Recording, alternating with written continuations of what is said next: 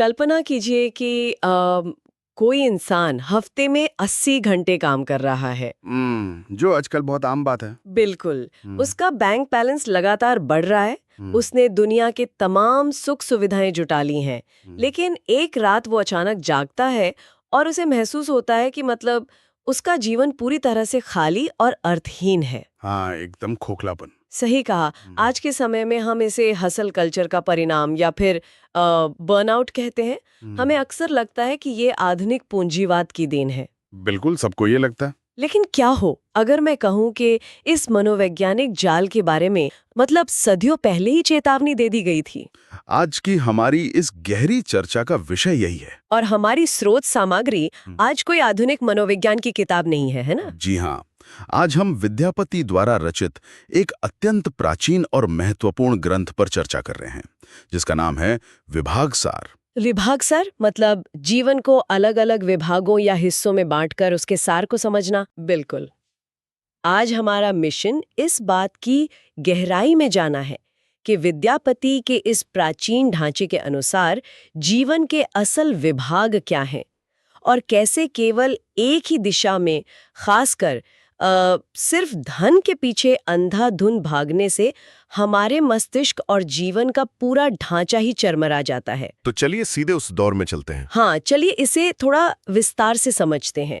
स्रोत सामग्री बताती है कि इस ग्रंथ की रचना कोई एकांत में बैठा दार्शनिक विचार नहीं था, बल्कि ये एक ऐसे राज्य की कहानी से शुरू होता है जो वैचारिक रूप से मतलब पूरी तरह से टूट चुका था। देखिए, यहाँ जो सबसे दिलचस्प बात उभर कर आती है वो समाज की मनोवैज्ञानिक स्थिति है।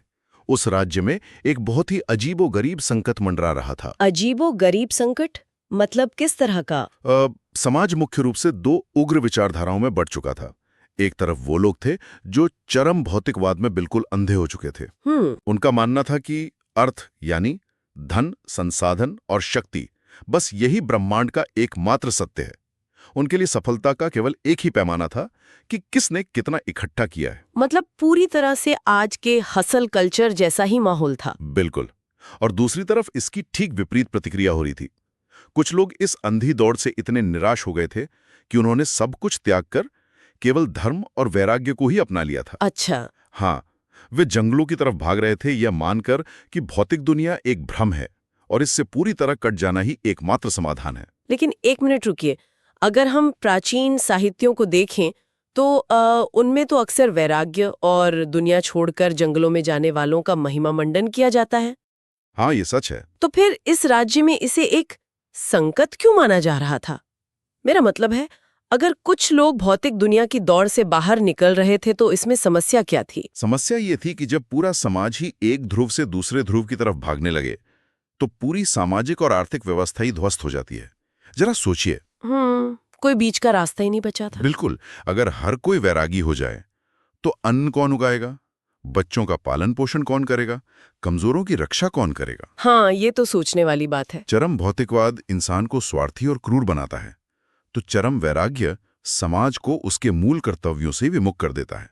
दोनों ही स्थितियां समाज के पतन का कारण बनती हैं। तो मतलब जब विद्यापति ने समाज की इस उथल पुथल को देखा तो उन्हें समझ आ गया कि ये कोई दार्शनिक बहस नहीं बची है। एकदम सही। ये सभ्यता के अस्तित्व का सवाल बन गया था और इसीलिए उन्होंने विभाग सार की रचना की। तो एक तरह से हम कह सकते हैं कि ये ग्रंथ उस समय के समाज को वापस पटरी पर लाने के लिए एक क्राइसिस मैनेजमेंट टूल था या फिर जीवन जीने का एक स्पष्ट सेल्फ हेल्प मैनुअल था। हाँ, बिल्कुल ऐसा ही था। विद्यापति ने ये नहीं कहा कि दोनों में से कोई एक रास्ता चुनो, बल्कि उन्होंने एक ऐसा ढांचा तैयार किया जो इंसान की हर जरूरत को एक जगह देता हो। बिल्कुल। उन्होंने देखा कि इंसान की मूल समस्या ये है कि वो जीवन को एक एकल लक्ष्य मान लेता है, जबकि विद्यापति ने स्पष्ट किया कि मानव जीवन का कोई एक लक्ष्य हो ही नहीं सकता। इंसान की मनोवैज्ञानिक और भौतिक जरूरतें बहुत जटिल हैं।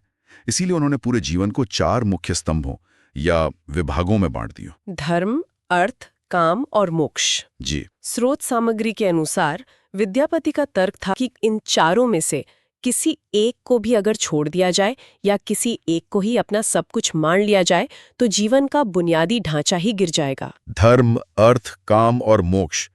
अक्सर लोग इसे एक गाड़ी के 4 पहियों की तरह समझते हैं कि एक पहिया खराब हुआ तो गाड़ी रुक जाएगी। हाँ, ये एक बहुत आम उदाहरण है। लेकिन मुझे लगता है कि ये उदाहरण इस ढांचे की गहराई को पूरी तरह से पकड़ नहीं पाता। मतलब गाड़ी के पहिए आपस में कोई प्रतिक्रिया तो नहीं करते ना? सही कह रही हैं आप। अगर हम विद्यापति के सिद्धांत को मानव शरीर विज्ञान या एक जैविक इकोसिस्टम की तरह देखें तो ये ज्यादा सटीक लगता है। ये नजरिया बहुत रोचक है, मैं इसे थोड़ा और समझना चाहूंगा। देखिए, अगर हम इस प्राचीन ढांचे की तुलना शरीर की कार्यप्रणाली से करें तो अर्थ यानी धन और संसाधन उन कैलोरी या भोजन की तरह है जिसे हम ग्रहण करते हैं। दिलचस्प। शरीर को चलाने के लिए कैलोरी बहुत जरूरी है। फिर काम यानी हमारी इच्छाएं और सुख की चाह, वो हमारी भूख है।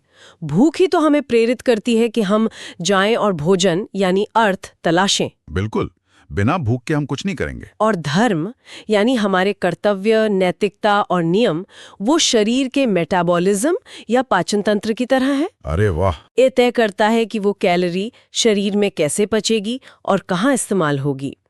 और अंत में मोक्ष, जो शांति और मुक्ति है, वो दरअसल संपूर्ण स्वास्थ्य और ऊर्जा है जो एक संतुलित शरीर को मिलती है।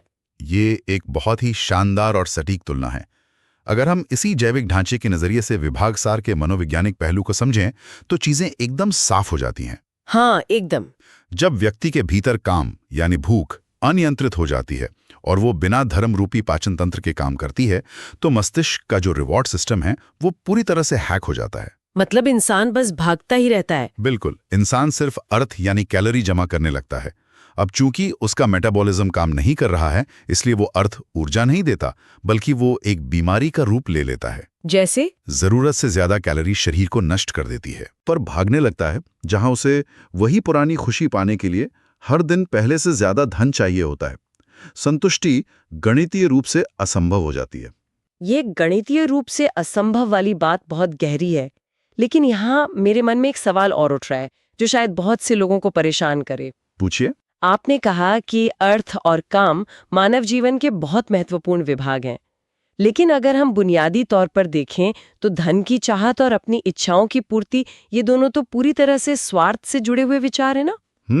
तो फिर विद्यापति जैसा एक महान विद्वान एक आध्यात्मिक ग्रंथ में स्वार्थ को इतनी प्रमुखता कैसे दे सकता है?